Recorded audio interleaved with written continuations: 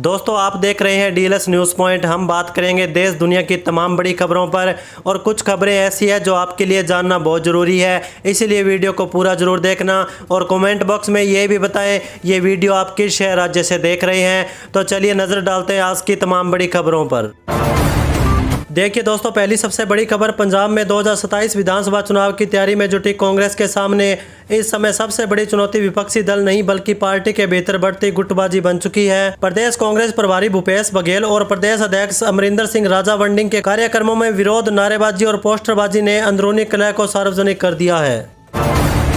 वहीं देखिए दोस्तों, अमेरिकी संसद में भारत के खिलाफ 100% टैरिफ बिल पास होने के बाद मुख्यमंत्री अरविंद केजरीवाल ने सवाल उठाए। केजरीवाल ने केंद्र सरकार और पीएम मोदी को घेरा। उन्होंने अपनी पोस्ट में लिखा, देश को अमेरिका के हाथों गिरवी रखने के बाद, ट्रंप की गुलामी करने के बाद और भारत का अपमान करवाने के बाद पीएम मोदी देश के लिए ये लाए हैं। आज देश के हर छोटे बड़े निर्णय में ट्रंप का हाथ है।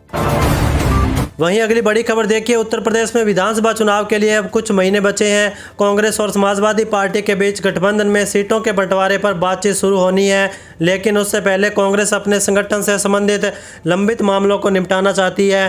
कांग्रेस ने सभी राज्यों में संगठन सर्जन अभियान चलाकर जिला व शहर अध्यक्षों की नियुक्ति की। इन्हीं अध्यक्षों ने संगठन को ब्लॉक, मंडल व बूथ स्तर तक तैयार किए जाने का दावा किया। कुछ समय बाद ही उत्तर प्रदेश के कई जिलों से अध्यक्षों की नियुक्ति को लेकर आपत्तियां सामने आई। चलिए आगे बढ़ते हैं खबरों में। देखिए, अखिलेश यादव ने लखनऊ कानपुर एक्सप्रेसवे के धंसने को लेकर भाजपा पर निशाना साधा और आरोप लगाया कि भाजपा सरकार में एक्सप्रेसवे और अन्य निर्माण कार्यों में भ्रष्टाचार के सारे रिकॉर्ड टूट चुके हैं। हाल ही में बना लखनऊ कानपुर एक्सप्रेसवे इसका उदाहरण है। भाजपा सरकार में बनी अन्य सड़कों का भी यही हाल है। सड़कों के निर्माण में भारी भ्रष्टाचार हुआ, मानकों की अनदेखी की गई। सबसे महंगा एक्सप्रेसवे दर्जनों जगह धंस चुका है। भाजपा बेहद जानलेवा पार्टी है। इसी के साथ आगे देखिए, बिहार की राजनीति में छात्र आंदोलन और तेजस्वी यादव का नाम एक दूसरे से जुड़ा रहा। नीट जैसे मुद्दों पर उन्होंने सरकार को घेरा और छात्रों की आवाज उठाने का दावा किया, लेकिन अब झारखंड का छात्र आंदोलन एक अलग राजनीतिक सवाल खड़ा कर रहा है। रांची में जेपीएससी जेएससी अभ्यर्थी परीक्षाओं से जुड़ी कथित गड़बड़ियों को लेकर आंदोलन जारी है। 14वीं जेपीएससी परीक्षा रद्द करने और जाँच की मांग को लेकर छात्र लगातार आवाज उठा रहे हैं।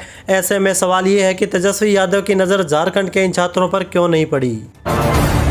वहीं देखिए दोस्तों, राजनीतिक दलों की सामाजिक समीकरणों की गोलबंदी की रणनीति में ब्राह्मणों को लेकर टकराव तेज हो रहा है। मायावती ने अखिलेश यादव के अपने पीडीएफ फार्मूले में पीडी को ब्राह्मण की शॉर्ट फॉर्म बताने पर तीखा हमला बोला। मायावती इन दिनों उत्तर प्रदेश के विधानसभा चुनाव को लेकर बेहद गंभीर है और समय समय पर पार्टी के नेताओं और कार्यकर्ताओं के साथ बैठक में उनको सलाह भी दे रही है। स्वार्थ की राजनीति में गिरगिट की तरह रंग बदलने का आरोप लगाते हुए कहा कि पहले पीडीएफ में पी का मतलब पिछड़ा बताया गया, अब ब्राह्मण समाज को साधने के लिए इसे पंडित बताया जा रहा है। सर्व समाज को ऐसी राजनीति से दूर रहना चाहिए।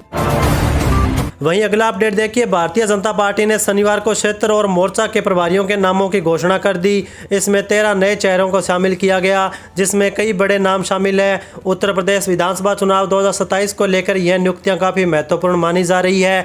भाजपा ने प्रदेश में वर्ष 2027 में होने वाले विधानसभा चुनाव की तैयारियों को स्तर पर धार देना शुरू कर दिया है।